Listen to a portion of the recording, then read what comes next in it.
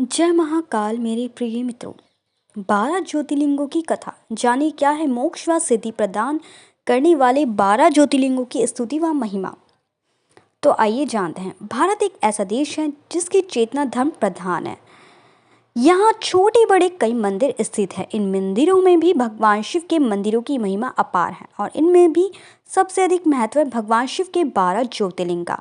ऐसा माना जाता है कि भगवान शिव स्वयं इन 12 ज्योतिर्लिंगों में प्रकाश रूप में विद्यमान है। यह ज्योतिर्लिंग भारत के अलग अलग राज्यों में स्थित हैं। इनमें से सबसे ज़्यादा महाराष्ट्र और उसके बाद मध्य प्रदेश में स्थित हैं। तो आइए जानते हैं 12 ज्योतिर्लिंगों की कथा। सबसे पहले बात करते हैं सोमनाथ ज्योतिर्लिंग। सोमनाथ ज्योतिर्लिंग मंदिर गुजरात के प्रभास पाटन में स्थित है। 12 ज्योतिर्लिंगों में से यह सबसे पहला ज्योतिर्लिंग माना जाता है। पुराने ग्रंथों में भी इस मंदिर का उल्लेख मिलता है। शास्त्रों में उल्लेख है कि प्रजापति दक्ष के श्राप से चंद्रदेव क्षय रोग से ग्रसित हो गए थे और उनकी चमक धुंधली पड़ने लगी थी। तब ब्रह्मा जी की सलाह पर उन्होंने इसी स्थान पर कई वर्षों तक भगवान शिव की तपस्या की। उनकी तपस्या से प्रसन्न होकर भगवान शिव ने उन्हें रोग मुक्त किया था। चंद्रदेव के अनुरोध पर ही भगवान शिव इस स्थान पर हमेशा के लिए विराजित हो गए। क्योंकि चंद्रदेव का एक नाम सोम भी है, इसलिए इस मंदिर को सोमनाथ नाम से जाना जाता है। इस मंदिर की विशेषता यह है कि इस मंदिर पर 6 बार हमले किए गए हैं, लेकिन कभी भी इस मंदिर का नामो निशान नहीं मिटाया जा सका। गुजरात प्रांत के काड़ियावाड़ क्षेत्र में समुद्र के किनारे सोमनाथ नामक प्रसिद्ध मंदिर में यह ज्योतिर्लिंग स्थापित है। पहले यह क्षेत्र प्रभास क्षेत्र के नाम से जाना जाता था। यहीं भगवान श्री कृष्ण ने जरा नामक व्याध के बाण को निमित्त बनाकर अपनी लीला का संवर्णन किया था। यहाँ के ज्योतिर्लिंग की कथा का पुराणों में इस प्रकार से वर्णन है कि दक्ष प्रजापति की 27 कन्याएं थी। उन सभी का विवाह चंद्रदेव के साथ हुआ था, किंतु चंद्रमा का समस्त अनुराग व प्रेम उनमें से केवल रोहिणी के प्रति ही रहता था। उनके इस कृत्य से दक्ष प्रजापति की अन्य कन्याएं बहुत अप्रसन्न रहती थी। उन्होंने अपनी यह व्यथा कथा अपने पिता को सुनाई। दक्ष प्रजापति ने इसके लिए चंद्रदेव को अनेक प्रकार से समझाया, किंतु रोहिणी के वशीभूत उनके हृदय पर इसका कोई प्रभाव नहीं पड़ा। अतः दक्ष ने क्रुद्ध होकर उन्हें क्षयग्रस्त हो जाने का श्राप दे दिया। श्राप के कारण चंद्रदेव तत्काल क्षयग्रस्त हो गए। उनके क्षयग्रस्त होते ही पृथ्वी पर सुधा शीतलता वर्षण का उनका सारा कार्य रुक गया। चारों ओर त्राही त्राही मच गई। चंद्रमा भी बहुत दुखी और चिंतित थे। उनकी प्रार्थना सुनकर इंद्रदादी देवता तथा वशिष्ठ आदि ऋषिगण उनके उद्धार के लिए पितामह ब्रह्मा जी के पास गए। सारी बातों को सुनकर ब्रह्मा जी ने कहा, चंद्रमा अपने शाप विमोचन के लिए अन्य देवों के साथ पवित्र प्रभास क्षेत्र में जाकर मृत्युंजय भगवान शिव की आराधना करें। उनकी कृपा से अवश्य ही इसका शाप नष्ट हो जाएगा और ये रोग मुक्त हो जाएंगे। उनके कथानुसार चंद्रदेव ने मृत्युंजय भगवान की आराधना का सारा कार्य पूरा किया। उन्होंने घोर तपस्या करते हुए 10 करोड़ बार मृत्युंजय मंत्र का जाप किया। इससे प्रसन्न होकर मृत्युंजय भगवान शिव ने उन्हें अमृत का वर प्रदान किया। उन्होंने कहा, चंद्रदेव तुम शोक ना करो, मेरे वर से तुम्हारा शाप मोचन तो होगा ही, साथ ही साथ प्रजापति दक्ष के वचनों की रक्षा भी की जाएगी। कृष्ण पक्ष में प्रतिदिन तुम्हारी एक एक कला क्षीण होगी, किंतु पुनः शुक्ल पक्ष में उसी क्रम में तुम्हारी एक एक कला बढ़ जाएगी। इस प्रकार प्रत्येक पूर्णिमा को तुम्हें पूर्ण चंद्रत्व प्राप्त होता रहेगा। चंद्रमा को मिलने वाले इस वरदान से सारे लोगों के प्राणी प्रसन्न हो उठे। सुधाकर चंद्रदेव पुनः दशों दिशाओं में सुधावर्षण का कार्य पूर्ववत करने लगे। शाप मुक्त होकर चंद्रदेव व अन्य देवताओं के साथ मिलकर मृत्युंजय भगवान से प्रार्थना की कि आप पार्वती जी के साथ सदा के लिए प्राणों के उद्धारता यहाँ निवास करें। भगवान शिव इनकी इस प्रार्थना को स्वीकार करके ज्योतिर्लिंग के रूप में माता पार्वती जी के साथ तभी से यहाँ रहने लगे। पावन प्रभास क्षेत्र में स्थित इस सोमनाथ ज्योतिर्लिंग की महिमा महाभारत, शिव महाभागवत पुराण तथा स्कंद पुराण में विस्तार से बताई गई है। चंद्रमा का एक नाम सोम भी है। उन्होंने भगवान शिव को ही अपना नाथ स्वामी बनाकर यह तपस्या की थी, अतः इस ज्योतिर्लिंग को सोमनाथ कहा जाता है। इसके दर्शन, पूजा, आराधना से भक्तों के जन्म जन्मांतर के सारे पाप और दुष्कृत्य विनष्ट हो जाते हैं। वे भगवान शिव और माता पार्वती की अक्षय कृपा का पात्र बन जाते हैं। मोक्ष का मार्ग उनके लिए सहज और सुलभ हो जाता है। उनके लौकिक परलौकिक सारे कृत्य स्वयंमेव सफल हो जाते हैं। अब बात करते हैं श्री मल्लिकार्जुन की।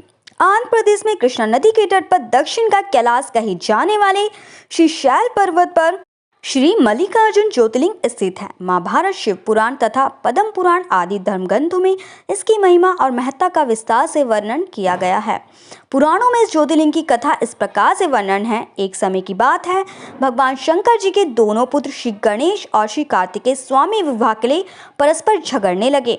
प्रत्येक का आग्रह था कि पहले मेरा विवाह किया जाए। उन्हें लड़ते झगड़ते देखकर भगवान शंकर और मां भवानी ने कहा, तुम लोगों में से जो पहले पूरी पृथ्वी का चक्कर लगाकर यहाँ वापस लौट आएगा, उसी का विवाह पहले किया जाएगा। माता पिता की यह बात सुनकर श्री कार्तिकेय स्वामी तो अपने वाहन मयूर पर विराजित हो गए। तुरंत पृथ्वी प्रदक्षिण के लिए दौड़ पड़े। लेकिन गणेश जी के लिए तो यह कार्य बड़ा ही कठिन था। एक तो उनकी काया स्थूल थी, दूसरा उनका वाहन भी मूषक चूहा था। भला वे दौड़ में स्वामी कार्तिकेय की बराबरी किस प्रकार कर पाते। लेकिन उनकी काया जितनी स्थूल थी, बुद्धि उसी के अनुपात में सूक्ष्म और तीक्ष्ण थी। उन्हें अविलंबन पृथ्वी की परिक्रमा का एक सुगम उपाय खोज निकाला। सामने बैठे माता पिता का पूजन करने के पश्चात उनकी 7 प्रदक्षिणाएं करके उन्होंने पृथ्वी प्रदक्षिणा का कार्य पूरा कर लिया। उनका यह कार्य शातुमुदित था। पूरी पृथ्वी का चक्कर लगाकर स्वामी कार्तिकेय जब लौटे, तब तक गणेश जी का सिद्धि और बुद्धि नाम वाली 2 कन्याओं के साथ विवाह हो चुका था और उन्हें क्षेम तथा लाभ नामक 2 पुत्र भी प्राप्त हो चुके थे। यह सब देखकर स्वामी कार्तिकेय अत्यंत रुष्ट होकर कोच पर्वत पर चले गए। माता पार्वती वहां उन्हें मनाने पहुंची। पीछे शंकर भगवान वहां पहुंचकर ज्योतिर्लिंग के रूप में प्रकट हुए और तब से मल्लिकार्जुन ज्योतिर्लिंग के नाम से प्रख्यात हुए। इनकी अर्चना सर्वप्रथम मल्लिका पुष्पों से की गई थी। मल्लिकार्जुन नाम पड़ने का यही कारण है। एक दूसरी कथा भी कही जाती है। इस शैल पर्वत के निकट किसी समय राजा चंद्रगुप्त की राजधानी थी। किसी विपत्ति विशेष के निवारणार्थ उनकी एक कन्या महल से निकलकर इस पर्वतराज के आश्रम में आकर यहाँ के गोपों के साथ रहने लगी। उस कन्या के पास एक बड़ी ही शुभ लक्षणा सुंदर श्यामा गो थी। उस गो का दूध रात में कोई चोरी से दूध ले जाता था। एक दिन संजोगवश उस राजकन्या ने चोर को दूध दुहते देख लिया और कुद्र होकर उस चोर की ओर दौड़ी। किंतु गौ के पास पहुंचकर उसने देखा कि वह शिवलिंग के अतिरिक्त और कुछ नहीं है। राजकुमारी ने कुछ समय पश्चात उस शिवलिंग पर एक विशाल मंदिर का निर्माण कराया। यह शिवलिंग मल्लिकार्जुन के नाम से प्रसिद्ध है। शिवरात्रि के पर्व पर यहाँ बहुत बड़ा मेला लगता है। इस मल्लिकार्जुन शिवलिंग का दर्शन, पूजन एवं अर्चन करने वाले भक्तों की सभी सात्विक मनोकामनाएं पूर्ण हो जाती है। उनकी भगवान शिव के चरणों में स्थिर प्रीति हो जाती है। दैहिक, दैविक, भौतिक सभी प्रकार की बाधाओं से वे मुक्त हो जाते हैं। अब बात करते हैं श्री महाकालेश्वर की। यह परम पवित्र ज्योतिर्लिंग मध्य प्रदेश के उज्जैन नगर में है। पुण्य सलीला शिप्रा नदी के तट पर स्थित उज्जैन प्राचीन काल में उज्जैनी के नाम से विख्यात था। इसे अवंतिकापुरी भी कहते थे। यह भारत की परम पवित्र 7 परियों में से एक है। महाभारत, शिव पुराण तथा स्कंद पुराण में महाकाल ज्योतिर्लिंग की महिमा का पूरे विस्तार के साथ वर्णन किया गया है। इस ज्योतिर्लिंग की कथा पुराणों में इस प्रकार वर्णित है। प्राचीन काल में उज्जैनी में राजा चंद्रसेन राज्य करते थे। वे परम शिव भक्त थे। एक दिन शिखर नामक एक 5 वर्ष का गोप बालक अपनी माँ के साथ उधर से गुजर रहा था। राजा का शिव पूजन देखकर उसे बहुत विस्मय और कौतूहल हुआ। वह स्वयं उसी प्रकार की सामग्रियों से शिव पूजन करने के लिए लालयित हो उठा। सामग्री का साधन ना छूट पाने पर लौटते समय उसने रास्ते से एक पत्थर का टुकड़ा उठा लिया। घर आकर उसी पत्थर को शिव रूप में स्थापित कर पुष्प, चंदन आदि से परम श्रद्धा पूर्वक उसकी पूजा करने लगा। माता भोजन करने के लिए बुलाने आई, किंतु वह पूजा छोड़कर उठने के लिए किसी भी प्रकार तैयार नहीं हुआ। अंत में माता ने झल्लाकर पत्थर का वह टुकड़ा उठाकर दूर फेंक दिया। इससे बहुत ही दुखी होकर वह बालक जोर जोर से भगवान शिव को पुकारता हुआ रोने लगा। रोते रोते अंत में बेहोश होकर वह वहीं गिर पड़ा। बालक की अपने प्रति यह भक्ति और प्रेम देखकर भोलेनाथ भगवान शिव अत्यंत प्रसन्न हो गए। बालक ने जैसे ही होश में आकर अपने नेत्र खोले तो उसने देखा कि उसके सामने एक बहुत ही भव्य और अति विशाल स्वर्ण और रत्नों से बना हुआ बड़ा मंदिर खड़ा है। उस मंदिर के अंदर एक बहुत ही प्रकाशपूर्ण, भावसर, तेजस्वी ज्योतिर्लिंग खड़ा है। बच्चा प्रसन्नता और आनंद से विभोर होकर भगवान शिव की स्तुति करने लगा। माता को जब यह समाचार मिला तब दौड़कर उसने अपने प्यारे लाल को गले से लगा लिया। पीछे राजा चंद्रसेन ने भी वहां पहुंचकर उस बच्चे की भक्ति और सिद्धि की बड़ी सराहना की। धीरे धीरे वह बड़ी भीड़ जुट गई। इतने में उस स्थान पर हनुमान जी प्रकट हो गए। उन्होंने कहा, मनुष्यों, भगवान शंकर शीघ्र फल देने वाले देवताओं में सर्वप्रथम हैं। इस बालक की भक्ति से प्रसन्न होकर उन्होंने इसे ऐसा फल प्रदान किया है जो बड़े बड़े ऋषि मुनि करोड़ों जन्मों की तपस्या से भी नहीं प्राप्त कर पाते। इस गोप बालक की 8वीं पीढ़ी में धर्मात्मा नंदगोप का जन्म होगा। द्वापर युग में भगवान विष्णु कृष्ण अवतार लेकर उनके वहां तरह तरह की लीलाएं करेंगे। हनुमान जी इतना कहकर अंतर्ध्यान हो गए। उस स्थान पर नियम से भगवान शिव की आराधना करते हुए अंत में श्रीकर, गोप और राजा चंद्रसेन शिवधाम को चले गए। इस ज्योतिर्लिंग के विषय में एक दूसरी कथा है कि इस प्रकार कही जाती है, किसी समय अवंतिकापुरी में वेद पाठी तपोनिष्ठ एक अत्यंत तेजस्वी ब्राह्मण रहते थे। एक दिन दूषण नामक एक अत्याचारी असुर उनकी तपस्या में विघ्न डालने के लिए वहां आया। ब्रह्मा जी से वर प्राप्त कर वह बहुत ही शक्तिशाली हो गया था। उसके अत्याचार से चारों ओर त्राही त्राही मची हुई थी। ब्राह्मण को कष्ट में पड़ा देखकर प्राणी मात्र का कल्याण करने वाले भगवान शंकर वहां प्रकट हो गए। उन्होंने एक हुंकार मात्र से उस दारुण अत्याचारी दानव को वहीं जलाकर भस्म कर दिया। भगवान वहां हुंकार सहित प्रकट हुए, इसलिए उनका नाम महाकाल पड़ गया। इसलिए परम पवित्र ज्योतिर्लिंग को महाकाल के नाम से जाना जाता है। कहते हैं जो महाकाल के दर्शन कर लेता है वो काल को अपने बस में कर लेता है, अर्थात उसकी आकस्मिक मृत्यु टल जाती है। इसलिए महाकाल के दर्शन जरूर करने चाहिए। महाकाल के दर्शन बहुत ही भाग्यवान लोग कर पाते हैं। अब बात करते हैं श्री ओमकारेश्वर, श्री ममलेश्वर। यह ज्योतिर्लिंग मध्य प्रदेश में पवित्र नर्मदा नदी के तट पर स्थित है। इस स्थान पर नर्मदा के 2 धाराओं में विभक्त हो जाने से बीच में एक टापू सा बन गया है। इस टापू को मांधाता पर्वत या शिवपुरी कहते हैं। नदी की एक धारा इस पर्वत के उत्तर और दूसरी दक्षिण होकर बहती है। दक्षिण वाली धारा ही मुख्य धारा मानी जाती है। इसी मान्यता मांधाता पर्वत पर श्री ओमकारेश्वर ज्योतिर्लिंग का मंदिर स्थित है। पूर्व काल में महाराज मंधाता ने इसी पर्वत पर अपनी तपस्या से भगवान शिव को प्रसन्न किया था। इसी से इस पर्वत को मंधाता पर्वत कहा जाता है। इस ज्योतिर्लिंग मंदिर के भीतर 2 कोठरियों से होकर जाना पड़ता है। भीतर अंधेरा रहने के कारण यह निरंतर प्रकाश चलता रहता है। ओमकारेश्वर लिंग मनुष्य निर्मित नहीं है, स्वयं प्रकृति ने इसका निर्माण किया है। इसके चारों ओर हमेशा जल भरा रहता है। संपूर्ण मांधाता पर्वत ही भगवान शिव का रूप माना जाता है। इसी कारण इसे शिवपुरी भी कहते हैं। लोग भक्ति पूर्वक इसकी परिक्रमा करते हैं। कार्तिकी पूर्णिमा के दिन यहाँ बहुत भारी मेला लगता है। यहाँ लोग भगवान शिव जी को चने की दाल चढ़ाते हैं। रात्रि की शिव आरती का कार्यक्रम बड़ी भव्यता के साथ होता है। तीर्थयात्रियों को इसके दर्शन अवश्य करने चाहिए। इस ओमकारेश्वर ज्योतिर्लिंग के 2 स्वरूप हैं। एक तो ममलेश्वर के नाम से जाना जाता है। यह नर्मदा के दक्षिण तट पर ओमकारेश्वर से थोड़ी दूर हटकर है। पृथक होते ही दोनों की गणना एक में की जाती है। लिंग के 2 स्वरूप होने की कथा पुराणों में इस प्रकार की गई है। एक बार विघ्न पर्वत ने पार्थिव अर्चना के साथ भगवान शिव की 6 मास तक कठिन उपासना की। उनके इस उपासना से प्रसन्न होकर भूत भावन शंकर जी यहाँ प्रकट हुए। उन्होंने विघ्न को उनके मनवांछित वर प्रदान किए। विंध्याचल के इस वर प्राप्ति के अवसर पर वहाँ बहुत से ऋषिगण और मुनि भी पधारे। उनकी प्रार्थना पर शिव जी ने अपने ओमकारेश्वर नामक लिंग के 2 भाग किए। एक का नाम ओमकारेश्वर और दूसरे का नाम अमलेश्वर पड़ा। दोनों लिंगों का स्थान और मंदिर प्रकट होते भी दोनों की सत्ता और स्वरूप एक ही माना गया है। शिव पुराण में इस ज्योतिर्लिंग की महिमा का विस्तार से वर्णन किया गया है। श्री ओमकारेश्वर और श्री ममलेश्वर के दर्शन का पुण्य बताते हुए नर्मदा स्थान के पावन फल का भी वर्णन किया गया है। प्रत्येक मनुष्य को इस क्षेत्र की यात्रा अवश्य करनी चाहिए। लौकिक परलौकिक दोनों प्रकार के उत्तम फलों की प्राप्ति भगवान ओमकारेश्वर की कृपा से सहज हो जाती है। अर्थ, धर्म, काम, मोक्ष के सभी साधन उसके लिए सहज ही सुलभ हो जाते हैं। अंततः उसे लोकाश्वर महादेश्वर भगवान शिव की परमधाम की प्राप्ति हो जाती है। भगवान शिव 2 भक्तों पर अकारण की कृपा करने वाले हैं। फिर जो लोग यहाँ आकर उनके दर्शन करते हैं उनके सौभाग्य के विषय में कहना ही क्या है। उनके लिए तो सभी प्रकार के उत्तम पुण्य मार्ग सदा सदा के लिए खुल जाते हैं। तो अब बात करते हैं श्री केदारनाथ की। यह ज्योतिर्लिंग पर्वतराज हिमालय की केदार नामक चोटी पर स्थित है। पुराणों एवं शास्त्रों में श्री केदारेश्वर ज्योतिर्लिंग की महिमा का वर्णन बारंबार किया गया है। यहाँ की प्राकृतिक शोभा देखने को बनती है।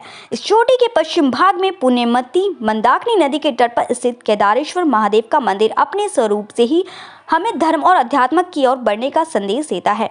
चोटी के पूर्व में अलकनंदा के सुरम्य तट पर बद्रीनाथ का परम प्रसिद्ध मंदिर है। अलकनंदा और मंदाकिनी ये दोनों नदियां नीचे रुद्रप्रयाग में आकर मिल जाती हैं। दोनों नदियों की यहाँ संयुक्त धारा और नीचे देवप्रयाग में आकर भागीरथी गंगा से मिल जाती है। इस प्रकार परम पावन गंगा जी में स्नान करने वालों को भी श्री केदारेश्वर और बद्रीनाथ के चरणों को धोने वाले जल का स्पर्श सुलभ हो जाता है। इस अतीव पवित्र पुण्य फलदायी ज्योतिर्लिंग की स्थापना के विषय में पुराणों में यह कथा वर्णित है। अनंत रत्नों के जनक, अतिशय पवित्र तपस्वियों, ऋषियों, सिद्धों, देवताओं के निवास भूमि पर्वतराज हिमालय के केदार नामक अत्यंत शोभाशाली श्रृंग पर महा तपस्वी श्री नर और नारायण ने बहुत वर्षों तक भगवान शिव को प्रसन्न करने के लिए बड़ी कठिन तपस्या की। कई हजार वर्षों तक वे निराहार रहकर एक पैर पर खड़े होकर शिव नाम का जप करते रहे। इस तपस्या से सारे लोगों में उनकी चर्चा होने लगी। देवता, ऋषि मुनि, यक्ष, गंधर्व सभी उनकी साधना और संयम की प्रशंसा करने लगे। चराचर के पितामह ब्रह्मा जी और सबका पालन पोषण करने वाले भगवान विष्णु भी महातपस्वी नर नारायण के तत्पर भूरी भूरी प्रशंसा करने लगे। अंत में भगवान शंकर जी भी उनकी इस कठिन साधना से प्रसन्न हो उठे। उन्होंने प्रत्यक्ष प्रकट होकर उन दोनों ऋषियों को दर्शन दिए। नर और नारायण ने भगवान भोलेनाथ के दर्शन से वाह विलाह और आनंद विभोर होकर बहुत प्रकार की पवित्र स्तुतियों और मंत्रों से उनकी पूजा अर्चना की। भगवान शिव जी ने अत्यंत प्रसन्न होकर उनसे वर मांगने को कहा। भगवान शिव की यह बात सुनकर दोनों ऋषियों ने उनसे कहा, देवाधिदेव महादेव, यदि आप हम पर प्रसन्न हैं तो भक्तों के कल्याण हेतु आप सदा सर्वदा के लिए अपने स्वरूप को यहाँ स्थापित करने की कृपा करें। आपके यहाँ निवास करने से यह स्थान सभी प्रकार से अत्यंत पवित्र हो उठेगा। यहाँ आपका दर्शन पूजन करने वाले मनुष्य को आपकी अविनाशनी भक्ति प्राप्त हुआ करेगी। प्रभु, आप मनुष्य के कल्याण और उनके उद्धार के लिए अपने स्वरूप को यहाँ स्थापित करने की हमारी प्रार्थना अवश्य ही स्वीकार करें। उनकी प्रार्थना सुनकर भगवान शिव ने ज्योतिर्लिंग के रूप में वहाँ वास करना स्वीकार किया। केदार नामक हिमालय श्रृंग पर स्थित होने के कारण इस ज्योतिर्लिंग को श्री केदारनाथ ज्योतिर्लिंग के नाम से जाना जाता है। भगवान शिव के वर मांगते हुए नर और नारायण ने इस ज्योतिर्लिंग और इस पवित्र स्थान के विषय में जो कहा वे अक्षरशः सत्य है। इस ज्योतिर्लिंग के दर्शन, पूजन तथा यहाँ स्नान करने से भक्तों को लौकिक फलों की प्राप्ति होने के साथ साथ अचल शिव भक्ति तथा मोक्ष की प्राप्ति हो जाती है। अब बात करते हैं श्री भीमेश्वर। यह ज्योतिर्लिंग पुणे से लगभग 100 किलोमीटर दूर सरदाही की पहाड़ी पर स्थित है। इसे भीमाशंकर भी कहते हैं। इस ज्योतिर्लिंग की स्थापना के विषय में शिव पुराण में यह कथा वर्णित है। प्राचीन काल में भीम नामक एक महाप्रतापी राक्षस था। वह कामरूप प्रदेश में अपनी मां के साथ रहता था। वह महाबली राक्षस रावण के छोटे भाई कुंभकर्ण का पुत्र था, लेकिन उसने अपने पिता को कभी देखा ना था। उसके होश संभालने के पूर्व ही भगवान राम के द्वारा कुंभकर्ण का वध कर दिया गया था। जब वह युवावस्था को प्राप्त हुआ तब उसकी माता ने उसे सारी बातें बताई। भगवान विष्णु के अवतार श्री रामचंद्र जी द्वारा अपने पिता के वध की बात सुनकर वह महाबली राक्षस अत्यंत संतप्त और क्रुद्ध हो उठा। अब वह निरंतर भगवान श्री हरि के वध का उपाय सोचने लगा। उसने अपने अभिष्ट की प्राप्ति के लिए 1000 वर्ष तक कठिन तपस्या की। उसकी तपस्या से प्रसन्न होकर ब्रह्मा जी ने उसे लोक विजय होने का वर दे दिया। अब तो वह राक्षस ब्रह्मा जी के उस वर के प्रभाव से सारे प्राणियों को पीड़ित करने लगा। उसने देवलोक पर आक्रमण करके इंद्र आदि सारे देवताओं को वहां से बाहर निकाल दिया। पूरे देवलोक पर अब भीम का अधिकार हो गया। इसके बाद उसने भगवान श्रीहरि को भी युद्ध में परास्त किया। श्रीहरि को पराजित करने के पश्चात उसने कामरूप के परम शिव भक्त राजा सुदक्षिण पर आक्रमण करके उन्हें मंत्रियों अनुचरों सहित बंदी बना लिया। इस प्रकार धीरे धीरे उसने सारे लोगों पर अपना अधिकार जमा लिया। उसके अत्याचार से वेदों, पुराणों, शास्त्रों और स्मृतियों का सर्वत्र एकदम लोप हो उठा। वह किसी भी कोई भी धार्मिक कृत्य नहीं करने देता था। इस प्रकार यज्ञ, दान तथा स्वाध्याय आदि के सारे काम एकदम रुक गए। भीम के अत्याचार की विभीषणता से घबराकर ऋषि मुनि और देवगण भगवान शिव की शरण में गए और उनसे अपना तथा अन्य सारे प्राणियों का दुख कहा। उनकी यह प्रार्थना सुनकर भगवान शिव ने कहा, मैं शीघ्र ही उस अत्याचारी राक्षस का संहार करूंगा। उनसे मेरे प्रिय भक्त कामरूप नरेश सुदक्षिण को भी सेवकों सहित बंदी बना लिया है। वह अत्याचारी असुर अब और अधिक जीवित रहने का अधिकारी नहीं रह गया। भगवान शिव से यह आश्वासन पाकर ऋषि मुनि और देवगण अपने अपने स्थान को वापस लौट गए। इधर राक्षस भीम के बंदी गृह में पड़े हुए राजा सुदक्षिण ने भगवान शिव का ध्यान किया। वे अपने सामने पार्थिव शिवलिंग रखकर अर्चना कर रहे थे। उन्हें ऐसा करते देख क्रोधमत्त होकर राक्षस भीम ने अपनी तलवार से उस पार्थिव शिवलिंग पर प्रहार किया, किंतु उसकी तलवार का स्पर्श उस लिंग से भी नहीं हो पाया कि उसके भीतर से साक्षात शंकर जी वहां प्रकट हो गए। उन्होंने अपनी हुंकार मात्र से उस राक्षस को वहीं जलाकर भस्म कर दिया। भगवान शिव जी का यह अद्भुत कृत्य देखकर सारे ऋषि मुनि और देवतागण वहां एक होकर उनकी स्तुति करने लगे। लोगों ने भगवान शिव से प्रार्थना की कि हे महादेव, आप लोग कल्याणार्थ अब सदा के लिए यहीं निवास करें। यह क्षेत्र शास्त्रों में अपवित्र बताया गया है, आपके निवास से यह परम पवित्र पुण्य क्षेत्र बन जाएगा। भगवान शिव ने सबकी यह प्रार्थना स्वीकार कर ली। वह वहां ज्योतिर्लिंग के रूप में सदा के लिए निवास करने लगे। उनका यह ज्योतिर्लिंग भीमेश्वर के नाम से विख्यात हुआ। शिव पुराण में यह कथा पूरे विस्तार से की गई है। इस ज्योतिर्लिंग की महिमा अमोघ है। इसके दर्शन का फल कभी व्यर्थ नहीं जाता। भक्तों की सभी मनोकामना यहाँ कर पूर्ण हो जाती है। अब बात करते हैं श्री विश्वनाथ। यह ज्योतिर्लिंग उत्तर भारत की प्रसिद्ध नगरी काशी में स्थित है। इस नगरी का प्रलय काल में भी लोप नहीं होता। उस समय भगवान अपनी वासभूमि इस पवित्र नगरी को अपने त्रिशूल पर धारण कर लेते हैं और सृष्टि काल आने पर पुनः यथास्थान रख लेते हैं। सृष्टि की आदि स्थली भी इसी नगरी को बताया जाता है। भगवान विष्णु ने इसी स्थान पर सृष्टि कामना से तपस्या करके भगवान शंकर जी को प्रसन्न किया था। अगस्त्य मुनि ने भी इसी स्थान पर अपनी तपस्या द्वारा भगवान शिव को संतुष्ट किया था।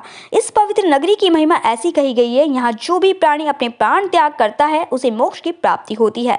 भगवान शंकर उसके कान में तारक मंत्र का उपदेश करते हैं। इस मंत्र के प्रभाव से पापी प्राणी भी सहज ही भवसागर की बाधाओं से पार हो जाता है। अर्थात विषयों में आसक्त अधर्मी व्यक्ति भी यदि इस काशी क्षेत्र में मृत्यु को प्राप्त हो तो उसे भी पुनः संसार बंधन में नहीं आना पड़ता। मत्स्य पुराण में इस नगरी का महत्व बताते हुए कहा गया है, जप ध्यान और ज्ञान रहित तथा दुखों से पीड़ित मनुष्यों के लिए काशी ही एकमात्र परम गति है। श्री विश्वनाथ के आनंद कानन में दशामगेत, लोलाकृत, बिंदु माधव, केशव और मणिका कर्णिका यह 5 प्रश्न तीर्थ हैं। इसी से इसे अविमुक्त क्षेत्र कहा जाता है। इस परम पवित्र नगरी के उत्तर की तरफ ओकार खंड, दक्षिण में केदार खंड और बीच में विश्वेल खंड है। प्रसिद्ध विश्वनाथ ज्योतिर्लिंग इसी खंड में स्थित है। पुराणों में इस ज्योतिर्लिंग के संबंध में कथा की गई है। भगवान शंकर पार्वती जी से विवाह करके कैलाश पर्वत रह रहे थे, लेकिन वहां पिता के घर में ही विवाहित जीवन बिताना पार्वती जी को अच्छा ना लगता था। एक दिन उन्होंने भगवान शिव से कहा, आप मुझे अपने घर ले चलिए, यहाँ रहना मुझे अच्छा नहीं लगता। सारी लड़कियां शादी के बाद अपने पति के घर में जाती है, मुझे पिता के घर में ही रहना पड़ रहा है। भगवान शिव ने उनकी बात स्वीकार कर ली। माता पार्वती जी को साथ लेकर अपनी पवित्र नगरी काशी में आ गए। यहाँ आकर वे विश्वनाथ ज्योतिर्लिंग के रूप में स्थापित हो गए। इस ज्योतिर्लिंग के दर्शन पूजन द्वारा मनुष्य समस्त पापों से छुटकारा पा जाता है। प्रतिदिन नियम से श्री विश्वनाथ के दर्शन करने वाले भक्तों को योगक्षेम का समस्त भार भगवान शंकर अपने ऊपर ले लेते हैं। ऐसा भक्त उनके परमधाम का अधिकारी बन जाता है। भगवान शिव जी की कृपा उस पर सदैव बनी रहती है। अब बात करते हैं श्री त्र्यंबकेश्वर। यह ज्योतिर्लिंग महाराष्ट्र प्रांत में नासिक से 30 किलोमीटर दूर पश्चिम में स्थित है। इस ज्योतिर्लिंग की स्थापना के विषय में शिवपुराण की वर्णित कथा है। एक बार महर्षि गौतम के तपोवन में रहने वाले ब्राह्मणों की पत्नियां किसी बात पर उनकी पत्नी अहिल्या से नाराज हो गई। उन्होंने अपने पतियों को ऋषि गौतम का अपकार करने के लिए प्रेरित किया। उन ब्राह्मणों ने इसके निमित्त भगवान श्री गणेश की आराधना की। उनकी आराधना से प्रसन्न हो गणेश जी ने प्रकट होकर उनसे वर मांगने को कहा। उन ब्राह्मणों ने कहा, प्रभु यदि आप हम पर प्रसन्न हैं तो किसी प्रकार ऋषि गौतम को इस आश्रम से बाहर निकाल दे। उनकी यह बात सुनकर गणेश जी ने उन्हें ऐसा वर मांगने के लिए समझाया, किंतु वे अपने आग्रह पर अटल रहे। अतः गणेश जी को विवश होकर उनकी बात माननी पड़ी। अपने भक्तों का मन रखने के लिए वे एक दुर्लभ गाय का रूप धारण करके ऋषि गौतम के खेत में जाकर रहने लगे। गाय को फसल चरते देखकर ऋषि बड़ी नरमी के साथ हाथ में तृण लेकर उसे हाँकने के लिए लपके। उन तृणों का स्पर्श होते ही वह गाय वहीं मरकर गिर पड़ी। अब तो बड़ा हाहाकार मचा। सारे ब्राह्मण एकत्र हो गो हत्यारा कहकर ऋषि गौतम की भर्त्सना करने लगे। ऋषि गौतम इस घटना से बहुत आश्चर्यचकित हो और दुखी थे। अब उन सारे ब्राह्मणों ने कहा कि तुम्हें आश्रम छोड़कर अन्यत्र कहीं दूर चले जाना चाहिए। गोहत्यारे के निकट रहने से हम भी पापी लगेगा। विवश होकर ऋषि गौतम अपनी पत्नी अहिल्या के साथ वहां से एक कोस दूर जाकर रहने लगे, किंतु उन ब्राह्मणों ने भी वहां उनका रहना दुश्वार कर दिया। वे कहने लगे, गोहत्या के कारण तुम्हें अब वेद पाठ और यज्ञादि के कार्य करने का कोई अधिकार नहीं रह गया। अत्यंत अनुनय भाव से ऋषि गौतम ने उन ब्राह्मणों से प्रार्थना की, आप लोग मेरे प्रायश्चित और उद्धार का कोई उपाय बताएं। तब उन्होंने कहा, गौतम तुम अपने पाप को सर्वत्र सबको बताते हुए 3 बार पूरी पृथ्वी की परिक्रमा करो, फिर लौटकर यहाँ 1 महीने तक व्रत करो। इसके बाद ब्रह्मगिरी की 101 परिक्रमा करने के बाद तुम्हारी शुद्धि होगी। अथवा यहाँ गंगा जी को लाकर उनके जल से स्नान करके 1 करोड़ पार्थिव शिवलिंगों से शिव जी की आराधना करो।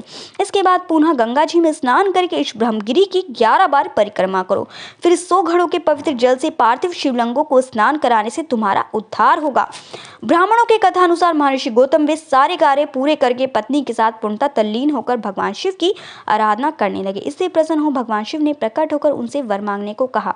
महर्षि गौतम ने उनसे कहा, भगवान मैं यही चाहता हूँ कि आप मुझे गोहत्या के पाप से मुक्त कर दें। भगवान शिव ने कहा, गौतम तुम सर्वथा निष्पाप हो। गोहत्या का अपराध तुम पर छलपूर्वक लगाया गया था। छलपूर्वक ऐसा करवाने वाले तुम्हारे आश्रम के ब्राह्मण को मैं दंड देना चाहता हूँ।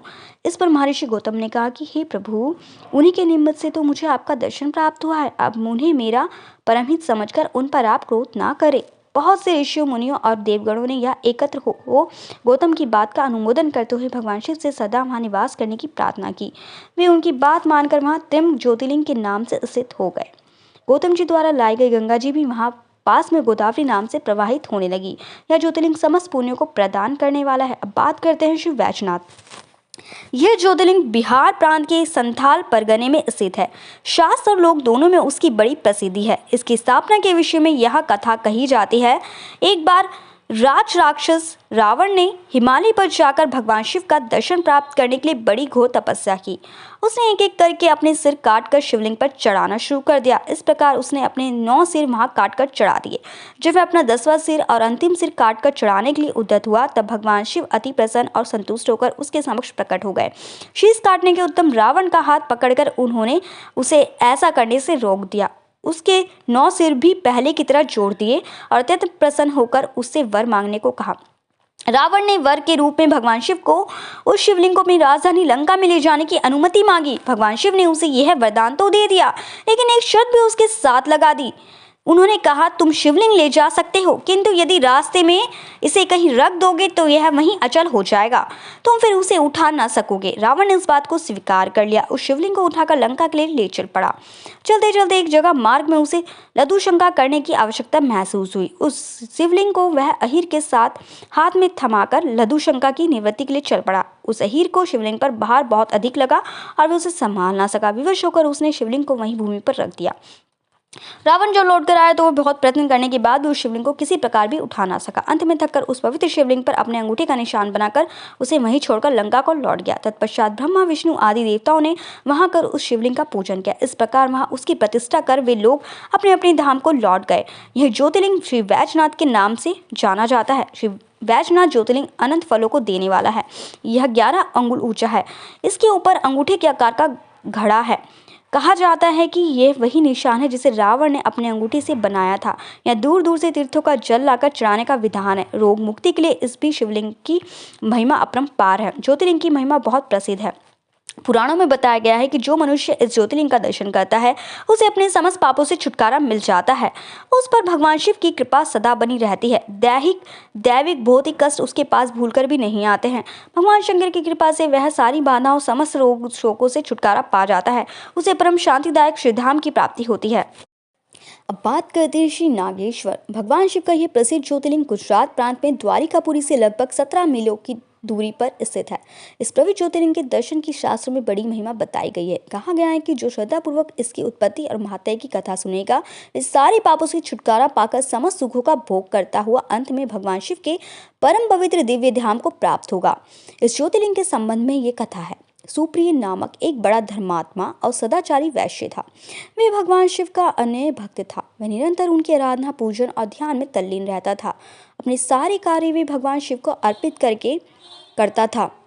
मन, वचन, कर्म से वह पूर्णतः शिवार्चन में ही तल्लीन रहता था। उसकी शिव भक्ति से दारुक नामक एक राक्षस बहुत क्रुद्ध रहता था। उसे भगवान शिव की यह पूजा किसी प्रकार भी अच्छी नहीं लगती थी। वह निरंतर इस बात का प्रयत्न किया करता था कि उस सुप्रिय की पूजा अर्चना में विघ्न पहुंचे। एक बार सुप्रिय नौका पर सवार होकर कहीं जा रहा था। उस दुष्ट राक्षस ने दारुक को यह उपयुक्त अवसर देखकर नौका पर आक्रमण कर दिया। उसने नौका में सवार सभी यात्रियों को पकड़कर अपनी राजधानी में ले जाकर कैद कर लिया। सुप्रिय कारागार में भी अपने नियम के अनुसार भगवान शिव की पूजा आराधना करने लगा।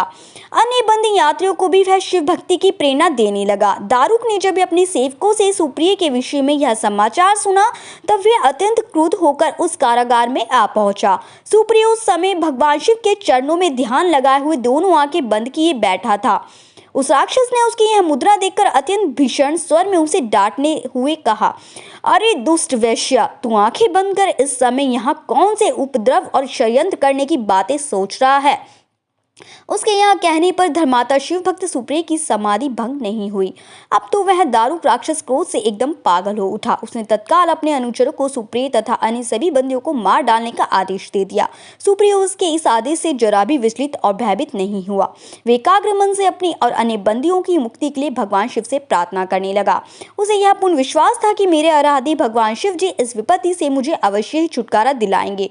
उसकी प्रार्थना सुनकर भगवान शंकर जी तत्क्षण उस कारागार में एक ऊंचे स्थान में एक चमकते हुए सिंहासन पर स्थित होकर ज्योतिलिंग के रूप में प्रकट हो गए। उन्होंने इस प्रकार सुप्रिय को दर्शन देकर उसे अपना पशुपत अस्त्र भी प्रदान किया।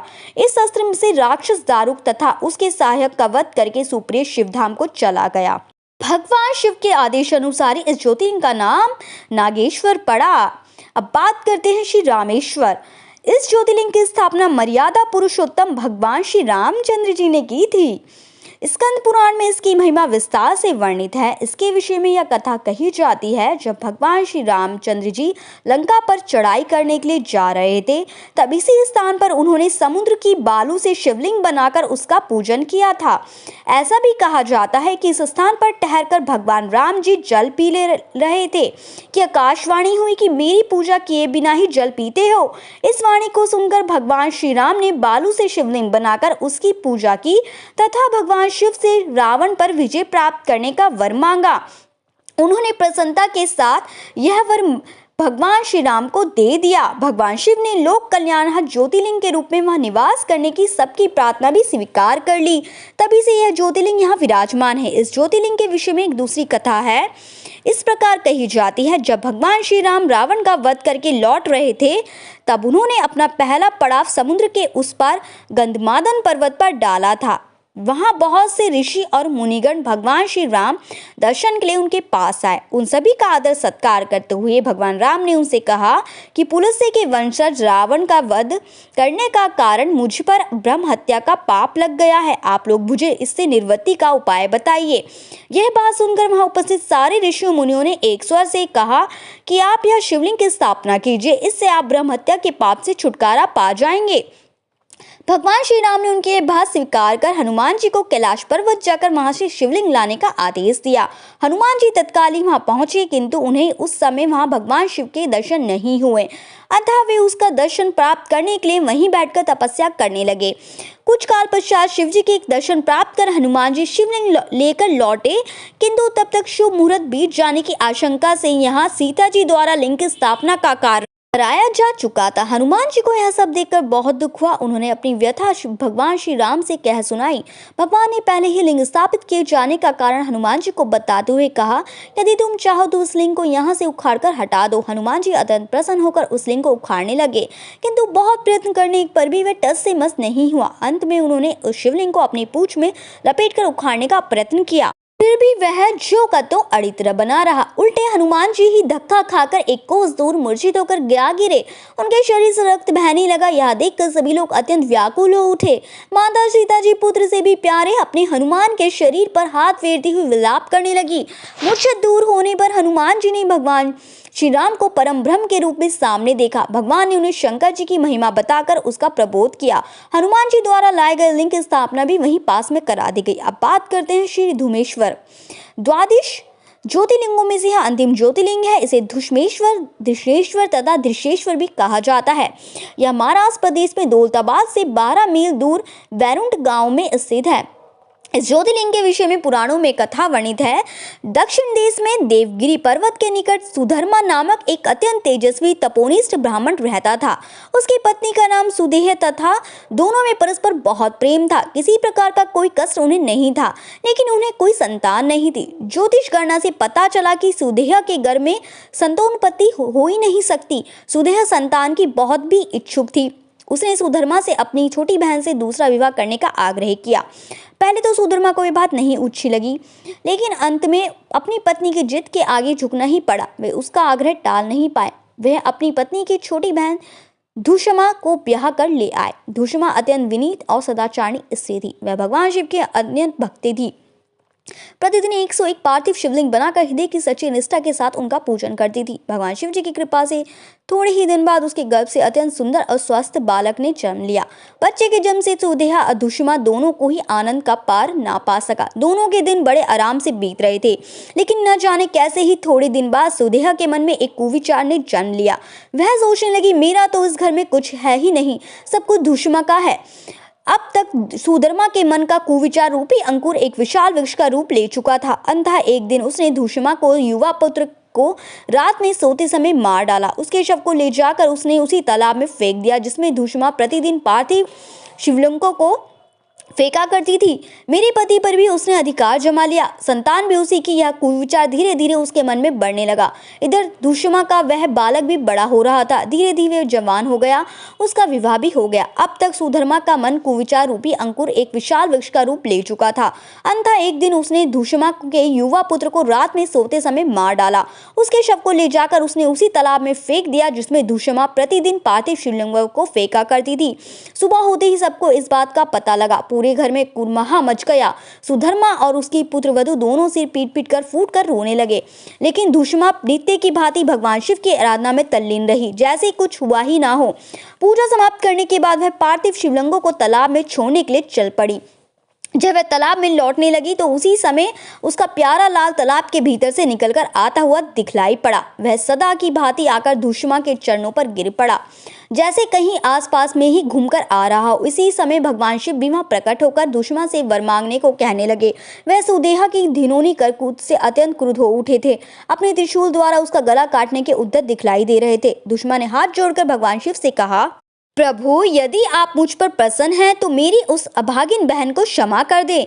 निश्चित ही उसने अत्यंत जघन्य पाप किए हैं, किंतु आपकी दया से मुझे मेरा पुत्र वापस मिल गया। अब आप उसे क्षमा करें। और प्रभु, मेरी एक प्रार्थना और है, लोक कल्याण के लिए आप इस स्थान पर सर्वदा के लिए निवास करें। भगवान शिव ने उसकी बातें स्वीकार की। ज्योतिर्लिंग के रूप में प्रकट होकर वह वहीं निवास करने लगे। सती शिव भक्त धुषमा के आराध्य होने के कारण यह धुमेश्वर महादेव के नाम से विख्यात हुआ। धुष्मेश्वर ज्योतिर्लिंग की महिमा पुराणों में बहुत विस्तार से वर्णित की गई है। इनका दर्शन लोक परलोक दोनों के लिए अमोघ फलदायी है। जय महाकाल। मेरे प्यारे मित्रों, मेरे चैनल को लाइक सब्सक्राइब करना बिल्कुल ना भूलें। कमेंट बॉक्स में जय महाकाल जरूर लिखें और बताना आपको कौन से ज्योतिर्लिंग की कहानी सबसे अच्छी लगी है, और कमेंट में एक बार जय महाकाल जरूर लिख दें।